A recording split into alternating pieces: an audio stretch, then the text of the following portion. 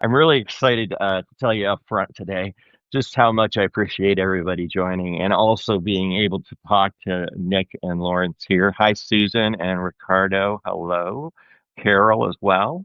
Yeah, we're going to talk about a few things that have really caught my attention as a writer here on Substack with my, as you may be a subscriber to it. Hi, Carol. I'm from Colorado. Um, you may have noticed that we have over in the adverse action area, I write a pretty much a daily or semi-daily newspaper. Most days it goes out. Hi, Tyler and Diane. And the premise or the idea of that is I take one very specific subject usually and drill down into it a little bit farther from a point of view of doing analysis as well as exposing more facts about something. So I'm not one of the independent media people that goes very super wide.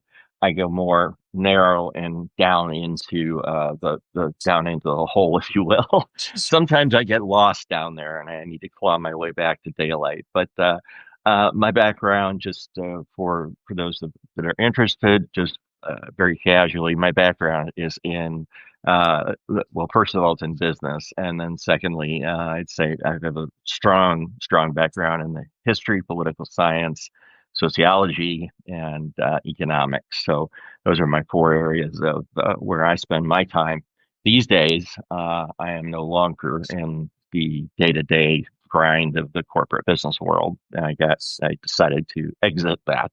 So, in any case, with that in mind, I'd like to also go here to Nick first and just say, hey, if you can introduce yourself, tell our audience who you are.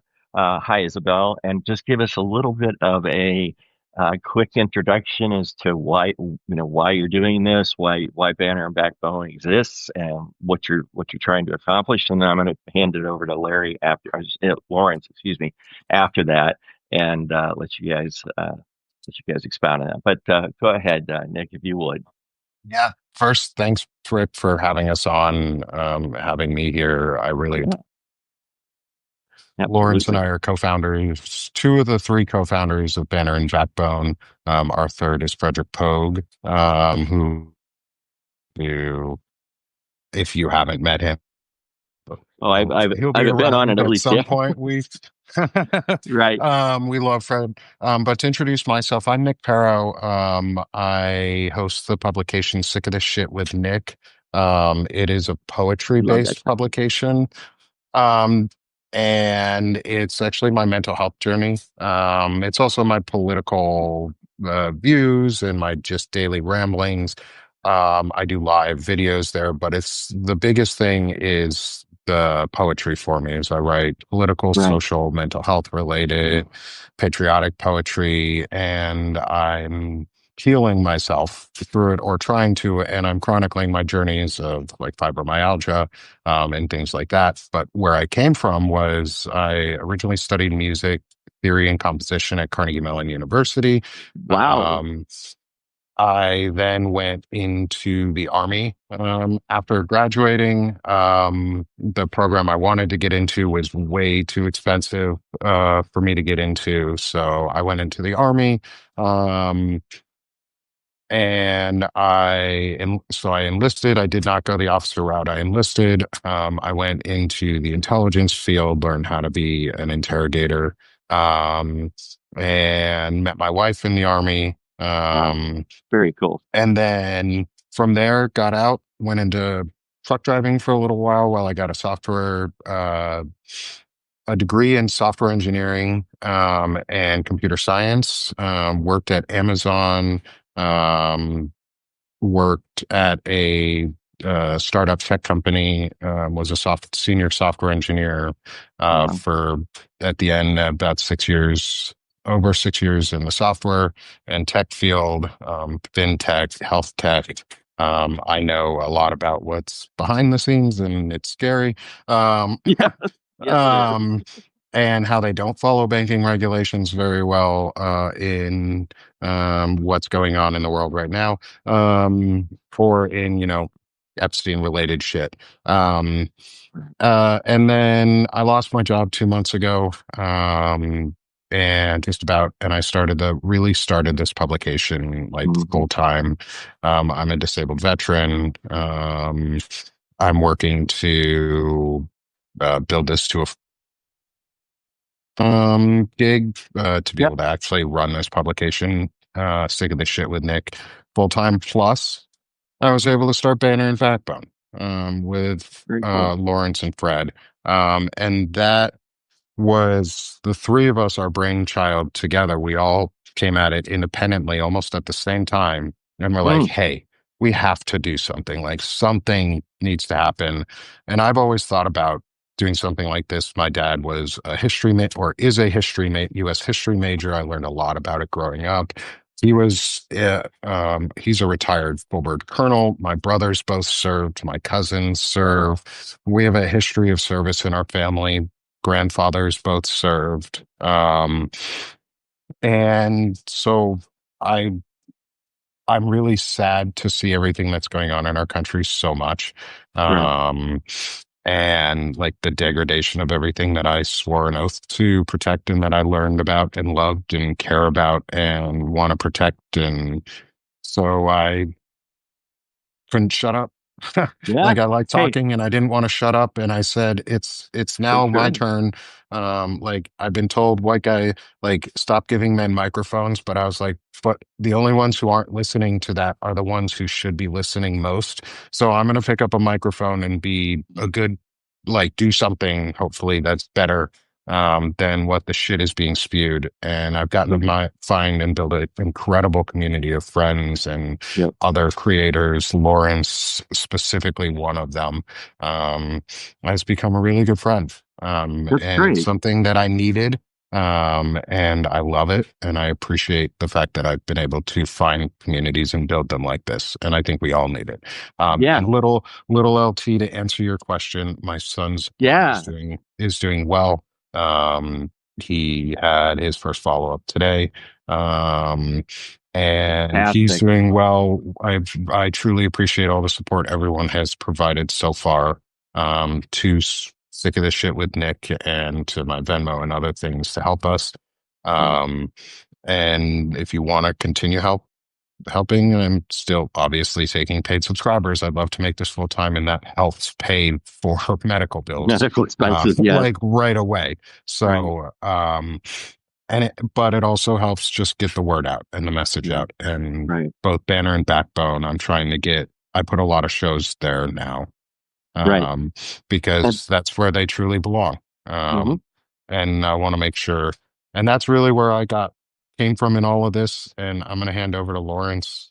Yeah. Um, Before anyone gets to ask any questions, hand it over to Lawrence. It's you. Boom. All right. Nobody dig We'll into my come life. back to you. Okay. Oh, sorry Hey, about that. Lawrence, please, Yeah, please pick it up there. yeah, sure thing. Well, Rick, thanks for having us. It's Yeah. great to finally meet you. I've watched your shows, and yeah, I have been keeping track of you. It's great to finally be on. I'm Yes, it Lawrence is for me too. Witterman. Yeah. So I currently live in Fort Wayne, Indiana. I lived on the West Coast in Seattle and LA for the last 30 years. Recently moved Wow. back home to kind of help take care of my mom as she gets older. Same Um, situation here, Lawrence. yeah, Yeah, it's a bit of a culture shock going it is. from West Coast to Seattle to Midwest. here. Yeah. Yeah, Yeah. yeah. So uh, I spent my career as in the tech industry as like a project and program manager, Oh, yeah. working on website build out stuff, e-commerce, content Uh-huh. management, content strategy, kind of all that stuff. Um, and uh, and I joined Substack 5 months ago with my best friend Dana Dubois. We are the co-founders of Gen XE. We're both Generation X, and so we're really kind of focused Yeah. on that because we're both at the. You too, Rick? Okay, Yeah. awesome. Like I don't know about 68. you, but yeah, we're at the point in our careers where we're really seeing the impact of AI rolling out, right? Yeah, for sure. And the way that it's kind of changing the job landscape out there. It's a For sure. disastrous job market. Um, Yes, it is. So we started Gen XE just as on kind of a lark. We're both writers. We both, love to produce content. I also started my own Substack called Lawrence Winterman Science Fiction, where I published my science Ah, fiction work. I very cool. I didn't intend to only write queer science fiction, but as a gay dude who grew up reading sci-fi and kind of never seeing myself represented in science fiction, Yep. I guess I just kind of have a lot of stories that I want to tell. They all happen to be science fiction. Um, Great. and then, like Nick said, I also with him and Frederick Pogue started Banner and Backbone because we've got to do something in this country. Like it's so obvious that we are off on the wrong track. And Right. through my exposure to politics over the course of the last 20 years, the one thing that I've learned is that those people are not different from any of us. People in elected office are just people, and they're not smarter than us. They are not wiser than us. They just happen to get themselves elected to something. And so, Right. I think we're out here putting some ideas out into the field and trying to encourage people to action because that's what it's going to take. It's going to take all of us, rising up together and saying that we need to make a change. For So sure. yeah, so that's me. Okay. Well, that's great. And that's a good segue for me a little bit. And I've read a couple of the things that you posted and I have to admit just for the record here so you have the background. I am not as caught up on video as I should be. I have to juggle my time reading probably 15, 20 Substack authors in a day. And all the other media stuff that I consume to keep my articles coming out. So I'm a pretty busy guy too, for that. But the videos I think you guys have done where I have seen you, I love them. I love both you guys and when you get on with people and just start the discussion, things really roll really well. So I'm Thank you. grateful for that. Yeah. So Thanks. yeah. So you talked about this thing I call or you called reviving the founder's spirit, right? And it caught my eye, and I want to start here if that's okay, because I think it's like the hook into Banner and Backbone of what you're doing. And at any point I say something, by the way, I want you guys to correct me right away if I'm wrong. Don't let me. I'm sure you will, but we I want we to. don't let people get away We're with very things. shy. Right, right, Oh right. yeah, we're pretty shy here. I I figured that, but I it caught my eye because of this, right? I kind of rotate uh, reading different biographies of different people through history in both America and around in the world.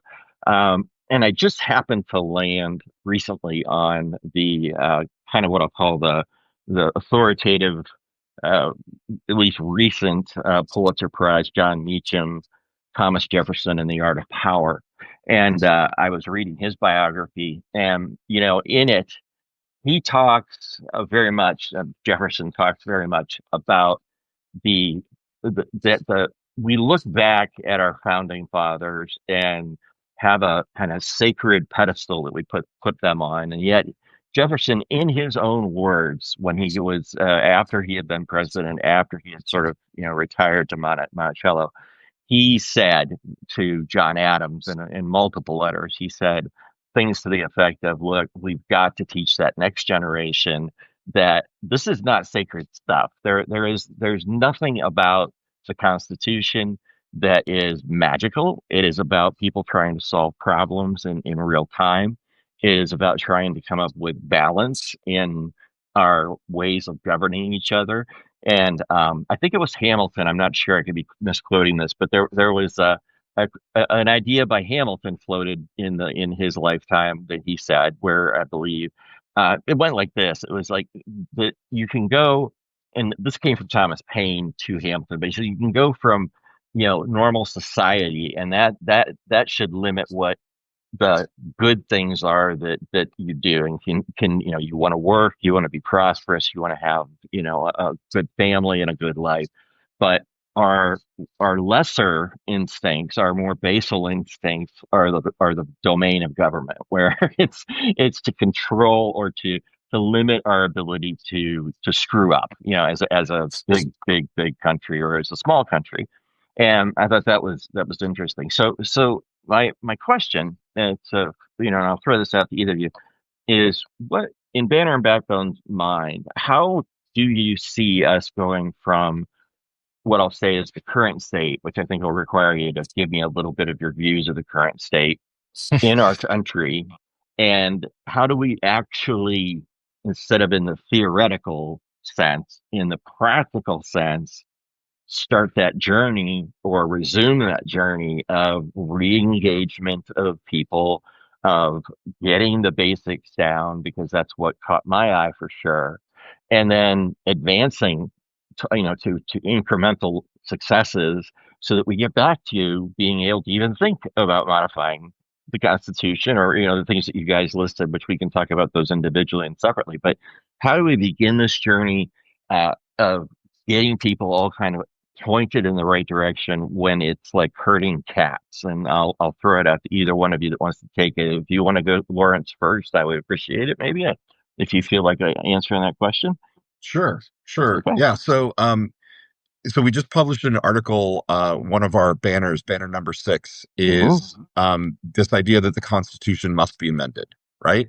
Right. And uh, I think it's important to kind of ground that in historical context of, the framers, when they were writing the Constitution, they were doing it because the Articles of Confederation had failed, right? Yeah. Like Big the time. 8 years, the 10 years after the Revolutionary War, the United States existed, but it was governed for 8 of those under the Articles of Confederation, Hmm. which sucked. Like they were too Right. inflexible. Every state was kind of like its own country, right? They Yep. levied tariffs and taxes on each other.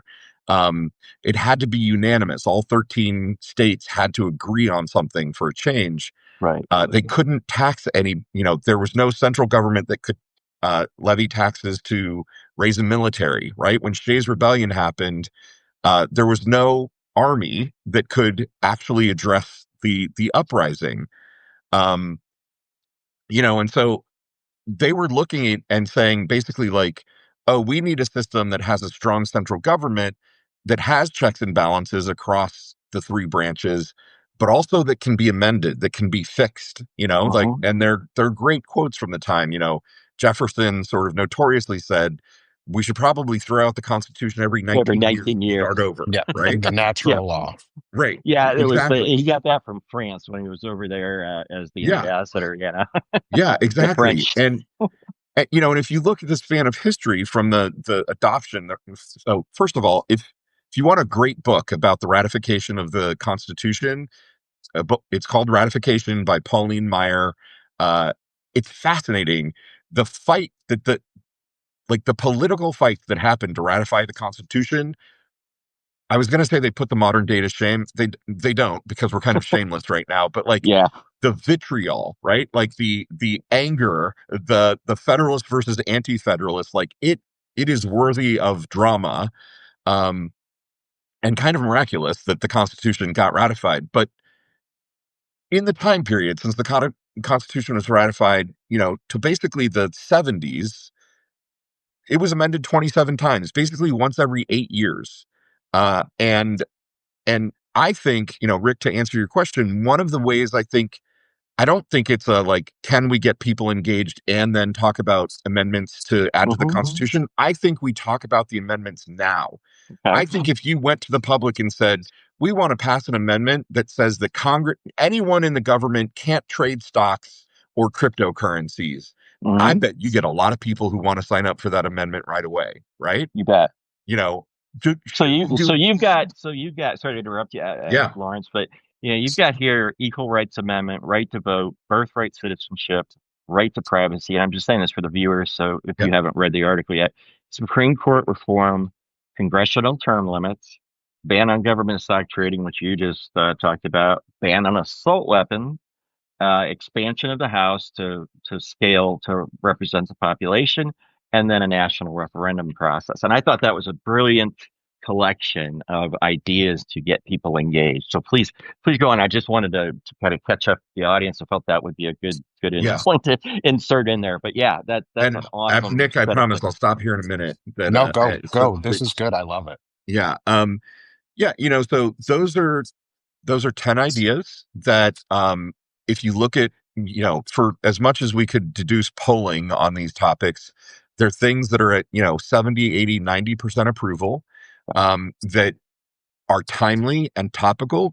Of the 27 amendments, they have all been about, with the exception of the 18th and the 21st, they've all been about improving the way government functions, um, clarifying the line of succession of the presidency, Hmm. and expanding rights, right? Expanding rights to people and enfranchising more people. And so these are 10 ideas that we've got for things that address pretty obvious needs, right? Like, Right. um, you know, uh, the idea of expanding the House so that it is no longer locked to just 445. That was set in 1929 just through regular congressional act. Right. Clearly, that size doesn't work for us anymore because when you don't have full popular representation of the House of Representatives, you're leaving out voices. Smaller House districts would mean that we could get a greater diversity of ideas and party representation into the government. Would maybe make it a bit more parliamentary, where there needed to be alliances between similar thinking groups to get anything done. I would probably increase collaboration, not reduce it. So these are just some ideas that we've got that we think could be really popular. And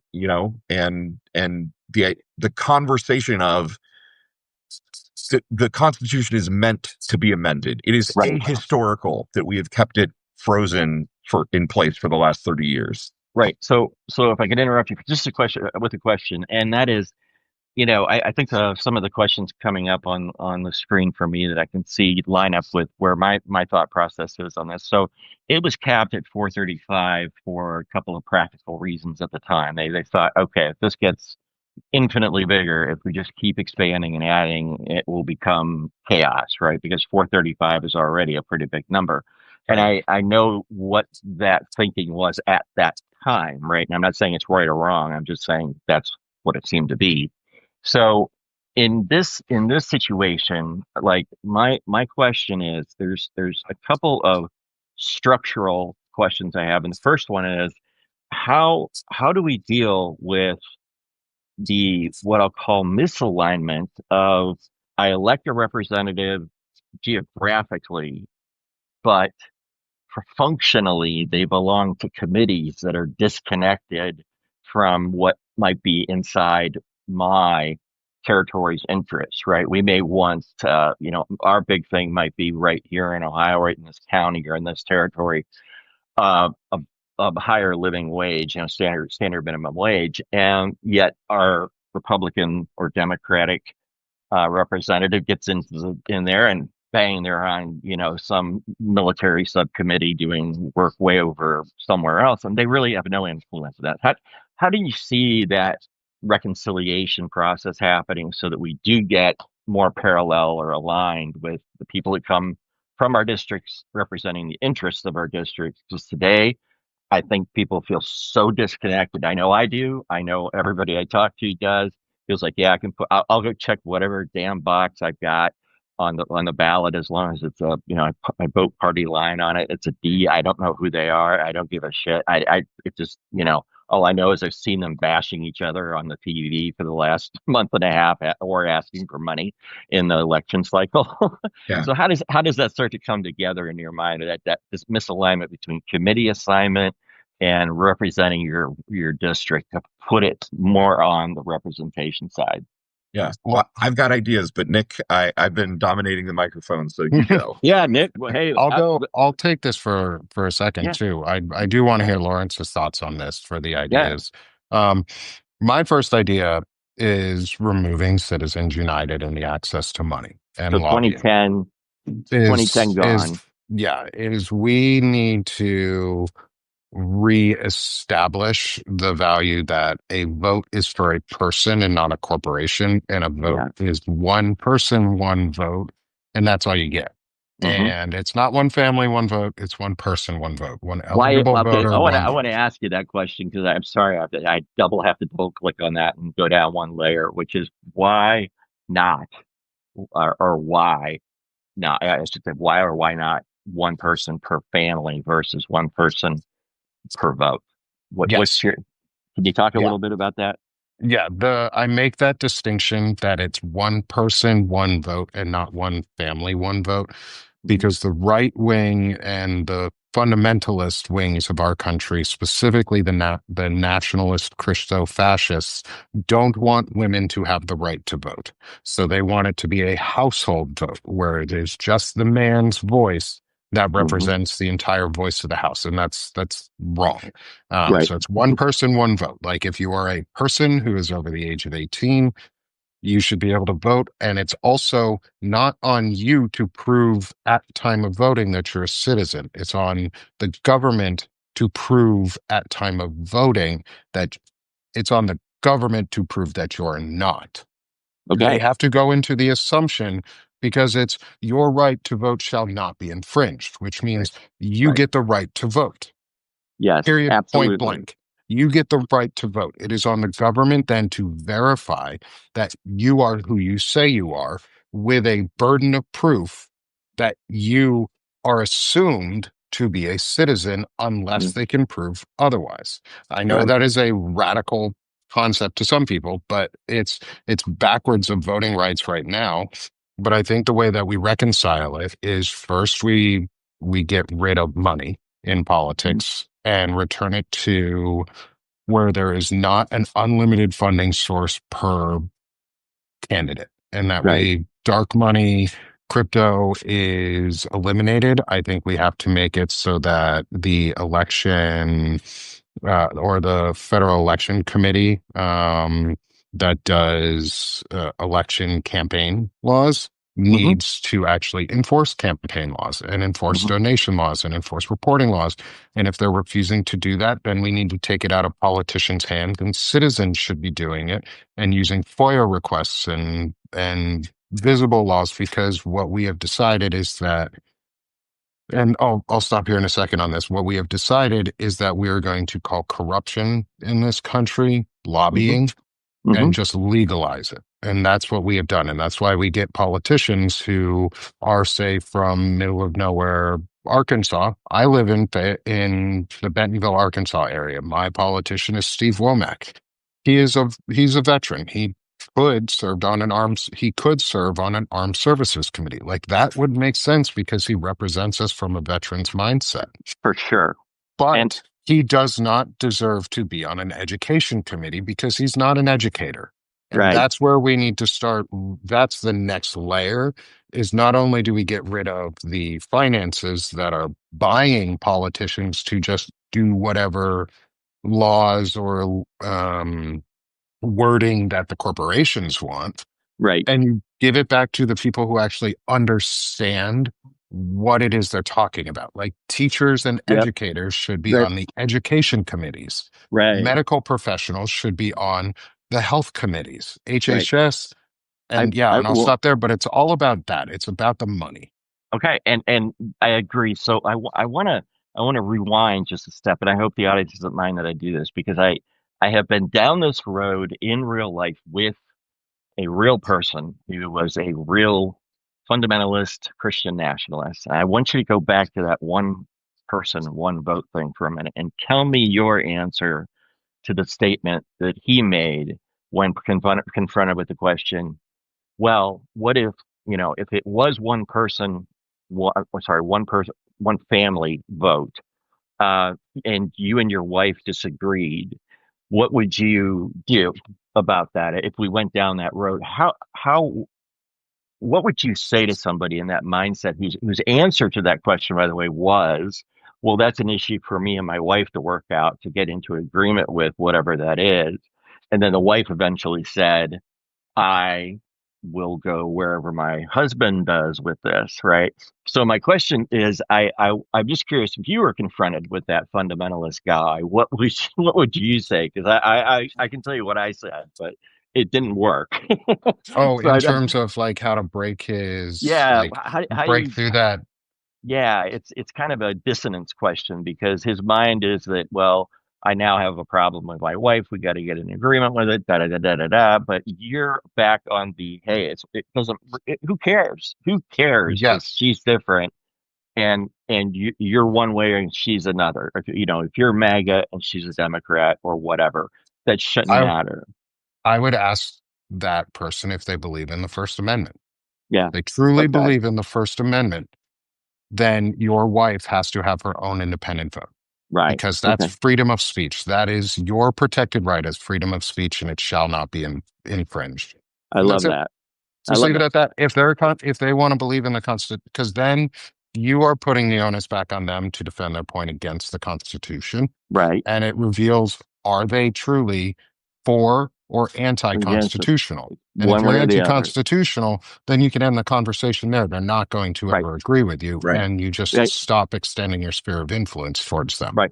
I think there's a rule that I have formed, and I'm not the originator of it. It was actually came from Mehdi Hassan, and it's that he just doesn't debate fascists, right? If you're if you're a person who ultimately wants one ruler, one thing, all of these one uh, in the sequence of events, and you really are only voting your king into power, then there's nothing to talk about because Right. It's they don't have really anything to talk with you l- about except to argue the point. I'm glad you last said thing that on because this, Florence, I don't before I you. don't know that I could keep my calm in that conversation, Rick. Like honestly, like And like Lawrence, I applaud you for talking to that person and and trying to change some minds, but yeah, I think that person has such a different worldview from me that I'm not sure how I could communicate with them, right? Well, Like as oh, a gay man, as a person who has dozens of women friends who are, maybe single moms in their 50s who absolutely have the smarts and the opinions and the rights and responsibilities and like I don't get how you could talk to people about right, not one person, one vote. Um, right, I think and you're right. It's just so and it's fundamentally anti-constitutional. Why waste your breath? right, And to build on that point is like what Mehdi Hassan says in there is don't debate them. It's don't even, I go one step further. Don't even establish that they have a basis of argument. Like Sure. just right, ignore their basis of argument and logic. Like absolutely, when they come at you with, well, it would be a fundamental agreement that we'd have to do with my wife, and then the wife says, yeah, but I would do what my husband says. Well, there's no fundamental agreement there. He Right. doesn't believe she has personhood Right. and that hmm she deserves the same values as he does. that's a And great so point. Yeah, Yeah. we end the conversation match the heart we button there. yeah, Yeah. we end the framing of the conversation, and I've Yeah, started, and we talk about this a lot on Banner and Backbone, is we frame it from a progressive and hmm pro-constitutional mindset without needing to worry about the baggage of right-wing people coming at me. Like, I don't right, care if right-wing people come at me when I say one person, one vote because women are people too and they deserve equal rights to vote, just like you and me, because that's what the Constitution says. And that's what the First Amendment says is they have the freedom to express their voice in the best way and the only way that we can express our voices politically is through a vote. Right. And okay. So that's awesome, can't and stop I that. and I got it, and I love it. So that's really a helpful answer from both of you. I Yeah. appreciate it. The other side of that comment that you were starting to go into was around aligning people with particular skills. If I'm a vet and I want to run armed services committee or I'm an education committee, that kind of lineup has to and does require a disconnection. It basically, sorry if there's any young ones on the call, but you basically have to say fuck you to the corporations to have the dark money. You have to do it. And all I see right now today is a total reluctance to do that because if they were not beholden in the Democratic Party to their donors that provide this money and fuel their campaigns, if they were not beholden, they would, I think, be standing up more and more for, more of them would be standing up more and more for our rights as citizens. But because we've got those donors that are PACs and dark money, and the Democrats are beholden to them, as well as Republicans. I'm not even talking about them right now. I'm saying about there is an internal rage going on in this country, and it's boiling right under the surface Hmm. that is about the fact that the Democrats haven't done jack shit except AOC, Sanders, Crockett, the guy from Murphy, and probably Pritzker, Yeah. Newsom, Yeah. I can keep Yeah. going down that list. There is. I don't even call those people Democrats. I call them super Democrats because they're above and beyond the point where they're acting as beholden to a particular one single interest. They're actually looking at a larger swath. And you look at AOC, who does not have that corporate donor thing. She's asking for $5 in my inbox all the time, and she gets it a lot of the time. I try to help her out, but my point there is not that. It's that when you don't have that beholden nature, that trapped, almost they're almost slaves to it. Right. There seems to be hope that, when I look down this list of things to happen, that needs to happen, is you've got, as far as amendments. I'm like, wow, how does that transpire? Is it literally? And here's my theory. Okay, you guys tell me what you think. Because my theory is this. My theory in a nutshell is we ought to co-opt or take over the weak Democratic National Committee with people who are one by one installed in there, and it's sort of like we don't ask, we just take power. You don't ask for power and receive it. You just go in and take it, because these guys have effed it up so far and so badly that I don't think we're going to recover in a Democratic Party sense. Now, I'd like you to argue with me if you think I'm crazy, or tell me if you think that's not as crazy as it sounds, but there seems to be a need for this fundamental radicalism to be applied right here in the moment Yeah. to our thinking that is not there right now. Look, And Rick, we have recent history to yep, prove your point, right? Which okay, is, I'm old enough to remember when Howard Dean ran for president in 2003, 2004, right? me too. I Yep, was a Dean delegate to the He National was my Convention of governor. Washington State. And, and and Howard Dean was not beholden to corporate interests. He was not beholden to big money. He didn't win the primary, right? yep, Very clearly, the powers that be did not want him to win that primary. But he then did ride a wave of popular enthusiasm to get installed as the Democratic National Committee chair. And yep, he probably had the most successful run as DNC chair in recent memory, because he said, we are going to run in all 50 states. We are yep, going to build up the party apparatus and the grassroots in all 50 states. And then Obama got elected in 2008, right? yeah, Kind of using that apparatus. And then the dumbest thing that Obama ever did was kicked, Howard Dean out of DNC chair and yeah, install, I don't remember, I think it was Terry I know, McAuliffe or somebody horrible, right? Like yeah. some corporatist Dem. And and they pulled back from the 50 state strategy. So I think you're And exactly right. and We now we need to have take Ken a Martin. Yeah, we have Ken Martin, who's a paragon of nothing. right. I cannot, He's I, he's weak. He needs Yeah. to yeah, resign. yeah. That's my Okay, call. okay, It's all like right. I to be honest, I think I agree. Like it's the thing we need to be we we're in a time when we cannot be playing by all the rules, but we can't, and this is the moments where we have to remember it's okay to play not by some of the rules as long as we're not ceding our moral and ethical values while doing it. Like it's And okay to usurp the DNC if yeah, all of us think it's the right thing to do yeah, because it's morally and ethically right to do it and save the country at the same time. Like it's yeah. okay to usurp the DNC who suck. Like Yeah, there's a and reason. John Stewart on the weekly show, was listening to one of his podcasts, and he's like, we need to find in the community somewhere of all the Democrats that are not currently involved in it, some vindictive prick to come up and take the job of the Right. DNC. So, I already and got them. I already know who he they said are. he said that kind of in a joking way, but in the back of my mind, I went click click.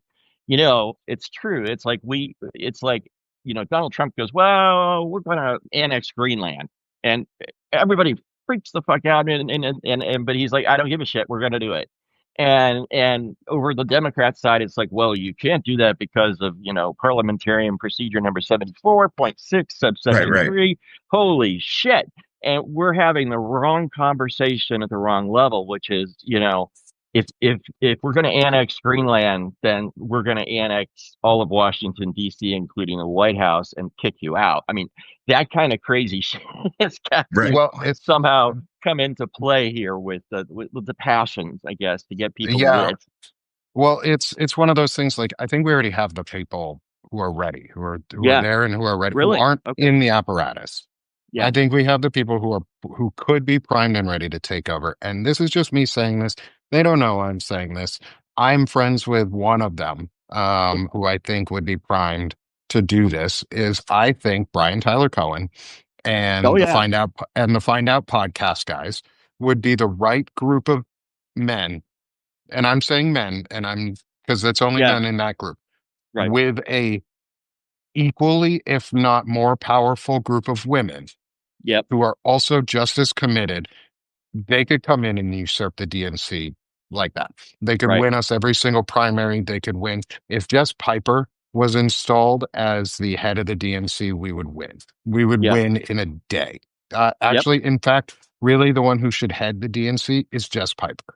Yeah. She would win every single election going forward because she's a rural Democrat who fucking knows what she's talking about, who understands that rural politics are American politics just as much as urban politics are American politics. And if we don't do both, we lose because we cede half of the country, if not more, at least in land mass and representative district mass. Like, people forget that land So doesn't vote, but it sure is represented. oh, Well, it does. So, okay, Larry, Lauren, I'm sorry. I keep doing that. I apologize, Lawrence. that's okay. Anyway, it's just a weird brain thing. Anyway, on my part. Anyway, but where I want to go with this is, yes, there is that. I believe that you have these people, there, or that they do exist, and the question though is, what's we have right now, probably, I counted it last night while and researching another article.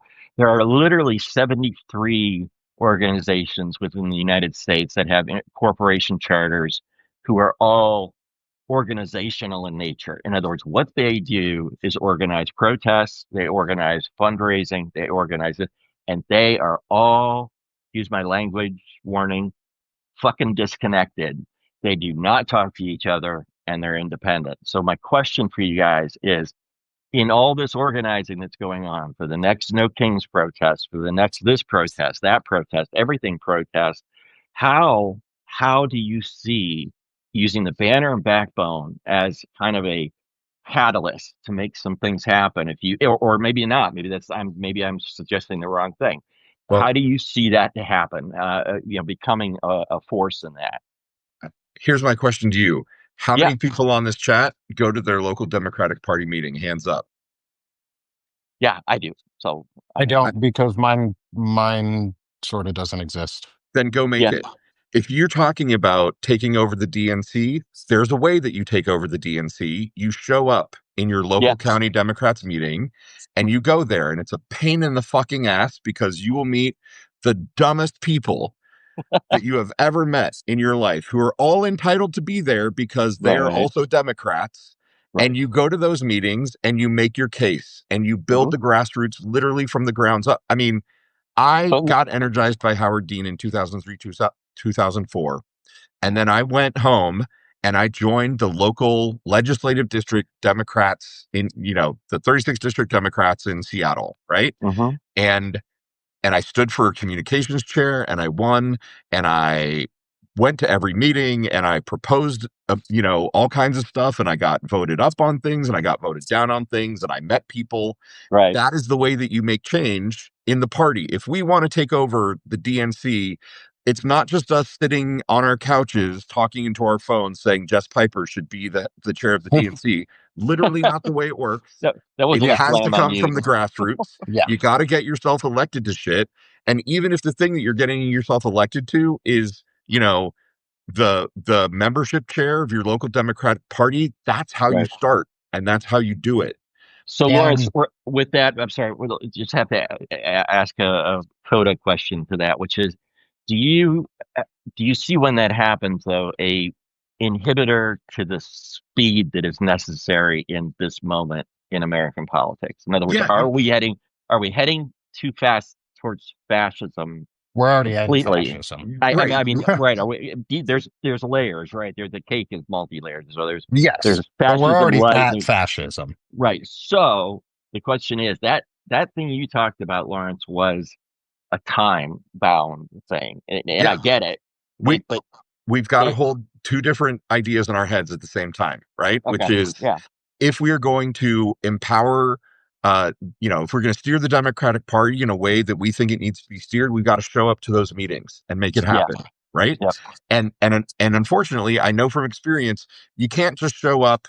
I mean, you can just show up at your state level Democratic Party meeting and kind of yell, but the way that you get power at those meetings is you go to the county level meetings first, right, right? okay, And so we need to do that. And also, we need to be fighting authoritarian fascism that is here in America. Sinclair Lewis was right. Like, could never yeah, happen here, but it did, and yes, yeah, it's happening. And we've got to fight that quickly.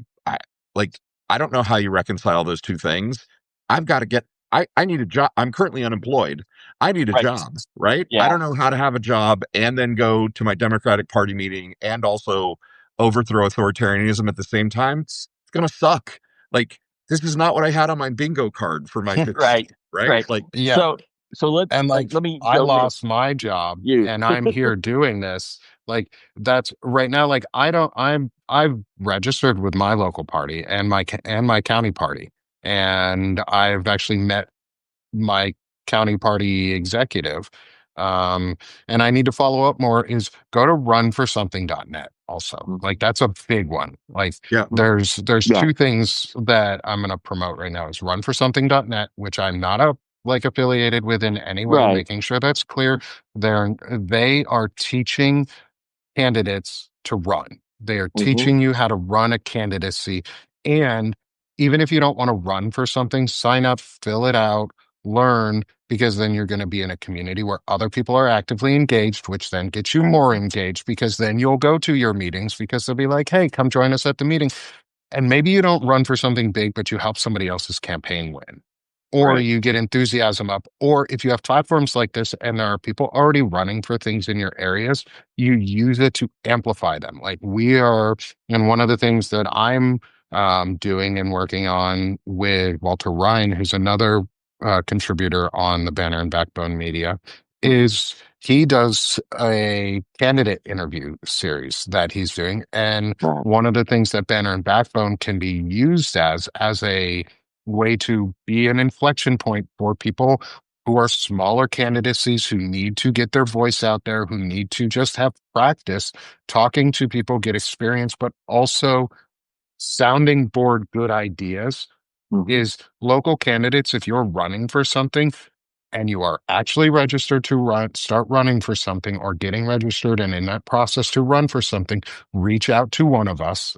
hmm, I'm opening that invitation. Reach out to me hmm, and give me your profile about what you're running for, where you're running out of, and we'll interview you.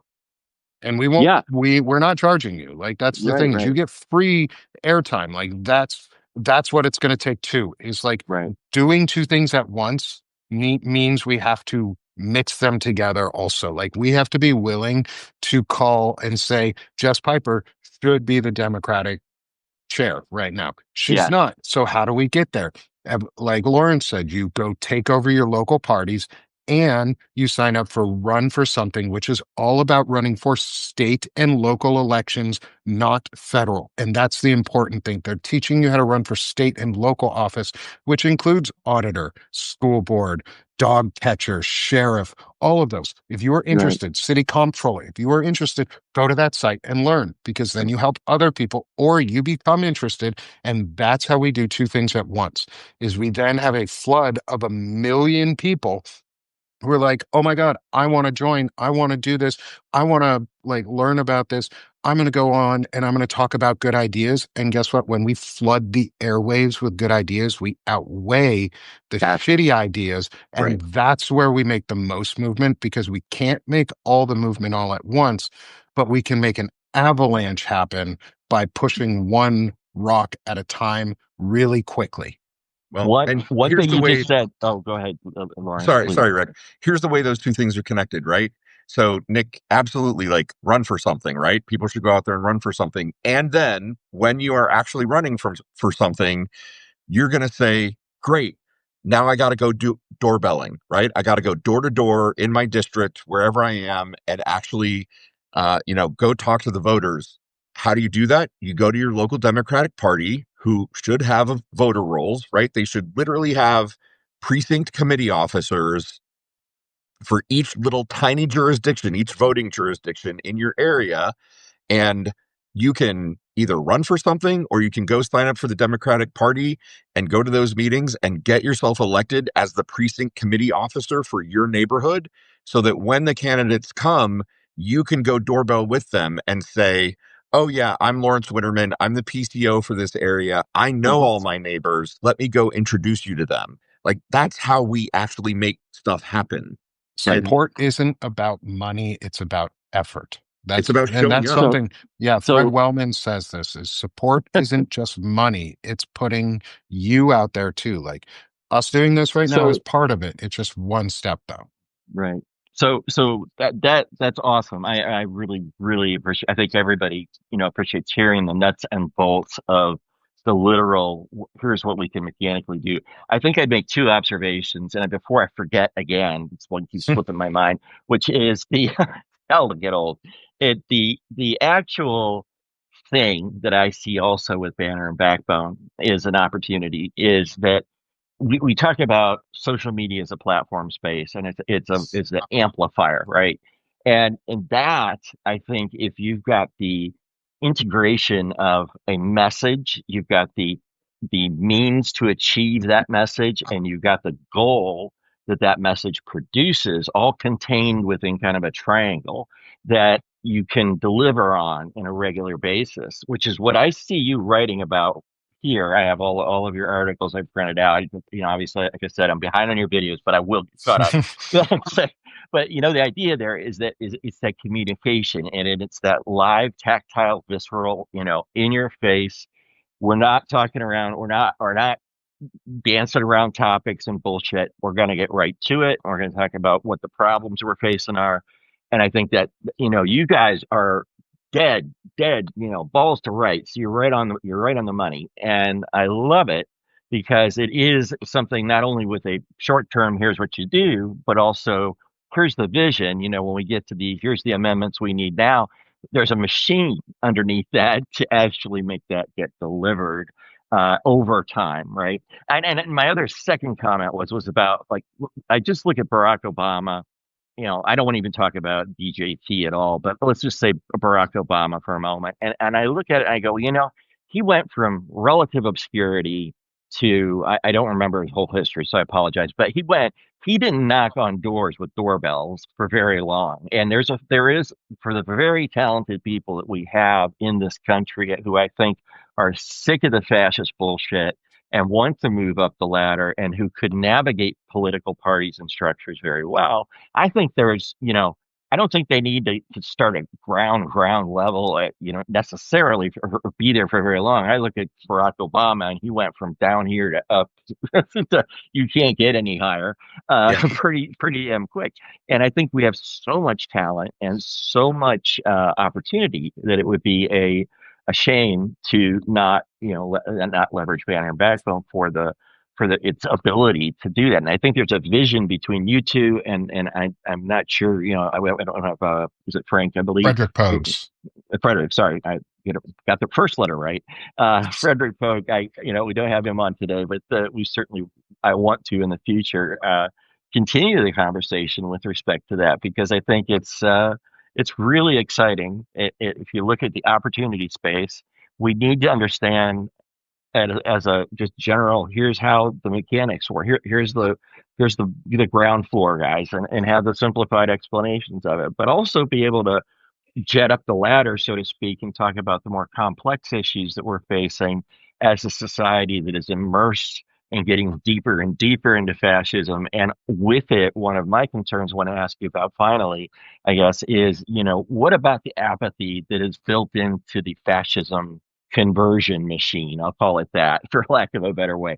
In my mind, there is when we go into fascism, when you look at the way Trump runs and the way all of his cronies, speak wonderful things about him in the cabinet meetings, there is an inner checkout going on in everybody's mind that cannot swallow this. That we're just getting more and more distant. And and what is it that you think Banner and Backbone could engage with to help people not become apathetic or become disengaged, and instead find hope? And I think that's maybe the wrong word, maybe the right word, I don't know. What do you think? Is that something that Banner and Backbone can be part of as the solution, or do you think it's kind of out of your wheelhouse there? I'll say just from me is Yeah. I don't think Banner and Backbone is a tool to represent hope. I think it's a tool to represent courage, Okay. which are distinctly different in this. Is Mhm.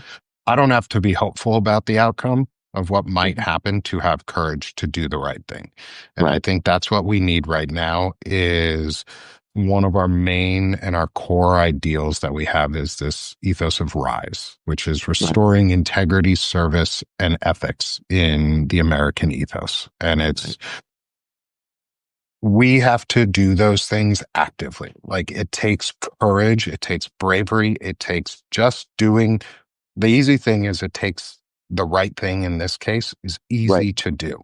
Like it's easy to do the right thing. And that's to me, Banner and Backbone is about reminding everyone and being a space for everyone to take the first step to Mhm. enter back into this civic space. And remember that civics isn't a lofty goal. It's an everyday thing that we do organically and that we do through our communities and through building our networks online and in person. And it's free. It is So free and easy to do, and you can do it every day. that's a great response, Nick. I appreciate that. I do have a question though, because civics. If I look at the historical perspective, and I think both of you have talked about it, right? Civics, consumerism, and politics. Those three things kind of intermix to make up and add maybe religion for some people in there, or spirituality or philosophy or whatever. But those are kind of all intertwined pillars within our daily lives, right? And you're speaking very practically about the one piece of it, which is the civics. And do you see that needs to connect across to the behaviors? In other words, let me put it in a very, very primal way. People are self-interested animals, right? Yes. We are that in civics can kind of seem abstract. I'll be honest with you. When I hear it, I, I, I, I believe you. I know exactly what you're talking about, but I'm not emotionally tethered to it yet. So Yeah. that's what my question is how do I get from where I am, and maybe the viewers have the same feeling, to where we need to go, and then I'll maybe close on that question for today since we're a little bit over. But I Yeah. just want to get your thoughts on that. I, you know, I don't know that this is necessarily 100% answer to your question, but we've got two phrases that we tend to say a lot, right? Yep. Anti-constitutional and anti-human. And those are, kind of negative phrases, but it's Right. a really clarifying way of thinking about things. Yep. And, is the thing that people are talking about doing is it constitutional or anti-constitutional? Yeah. Clearly we should reject what is anti-constitutional. Sure. And then, is what we're talking about for humans and human sovereignty, or is it anti-human? And I think if you look at RFK Jr., for example, he's clearly advocating anti-human policies. Like, I don't know what else you would call them other than being, against human survival and human best interest. Yeah. And I think if we can kind of focus in on those concepts as a way of getting people, just a simple rubric. Is it anti-constitutional and is it anti-human? And if it Right. is, don't do it. We shouldn't do Right. that, you know? And I think maybe we could use that rubric as the way of connecting with people who might feel like they're powerless or they don't have connection to that courage that Nick was talking about, Yeah. where they And can then that decide, like, yeah, you know what? I don't want to be anti-human. I want to show up for human life and human right. sovereignty. I want to Right. do the constitutional thing. And maybe that helps kind of connect people to the mission and the idea that they can step up and be active and push away that cynicism that you're talking about, Rick. Yeah. Yeah. I mean, And it's, and if I'm being unfair in labeling it like that, I want you to call me out on it too. But I'm just No, giving you a perspective, and yeah. so No, no, I think, and go ahead, Lawrence. well, there's absolutely apathy in this country, right? We have trained people for generations now, for decades now, that government doesn't work, right? The Republican right, message is that government doesn't work, and then they get themselves elected and they prove it time and time and time right. again. And so Hmm. people lose faith, people lose the hope that they have any ability to change the system. And yeah, we need to, wake people up. I don't want to sound woke, but we need to wake people up and get them Why? Why connected. not? Shit, Yeah, get them being connected to asleep the, is yeah, no, I'm joking. I'm happy to be woke. right. Just get people connected to the idea that they do have power, right? Yeah.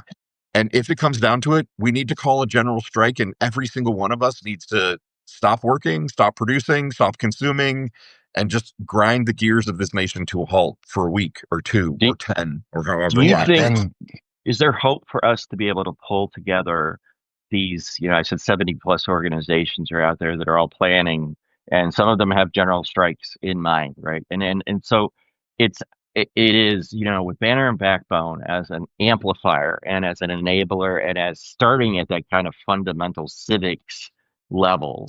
It, I think, has an enormous ability to grow exponentially fast to a large number of people when presented in the right thing. I mean, put this on YouTube, put this on everything that's out there, just blast it. Because when I first saw it, that was my train of thought was this is the thing that if there's anything, it's foundational enough that it makes sense.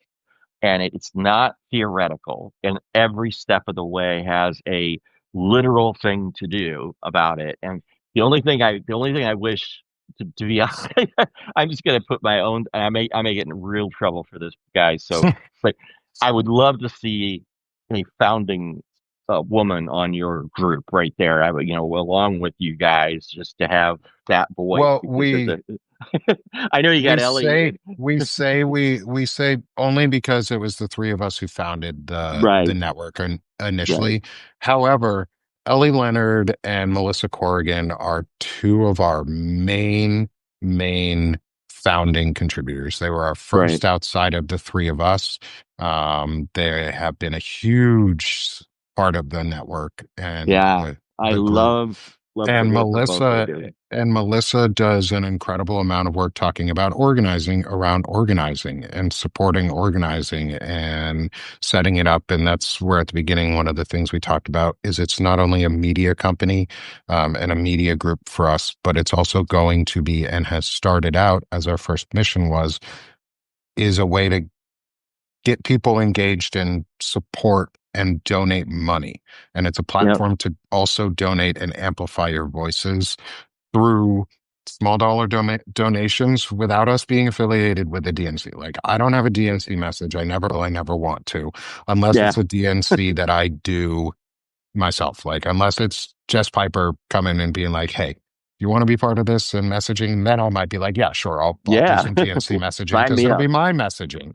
Right. Um, but like And the other the thought thing is, I want it's to go it's ahead. really my last point on that. Sorry, is it's just No. like the re-engagement of civics and what I think can help bring it home for people is the idea of service.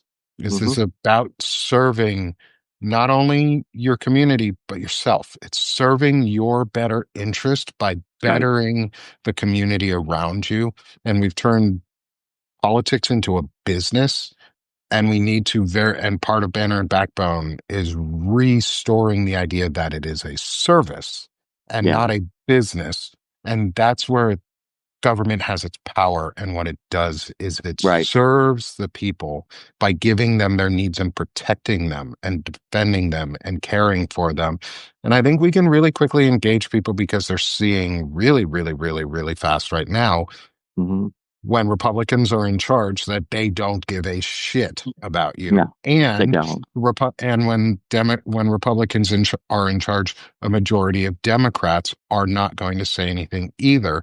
And those people, we get out of our way. We use them as tools and we get rid That of them. that is the equivalent, by the way, Nick, of saying the Democrats are as just as complicit and in not giving a shit about people. And Yeah, they that are. I think that is a message that I If felt they were, change. they would have stopped Trump from coming into office. They They held that they power. right. Absolutely. There's Sorry, a whole lot we Biden could held do that there. power. I do not forgive Biden. I do not Right. forgive Right. Merrick Garland. I I think love Biden, but they could have stopped him. They Yeah. could yep. have stopped him from And coming and prevented this from Right. happening. They It didn't. it took courage, and they didn't and have it.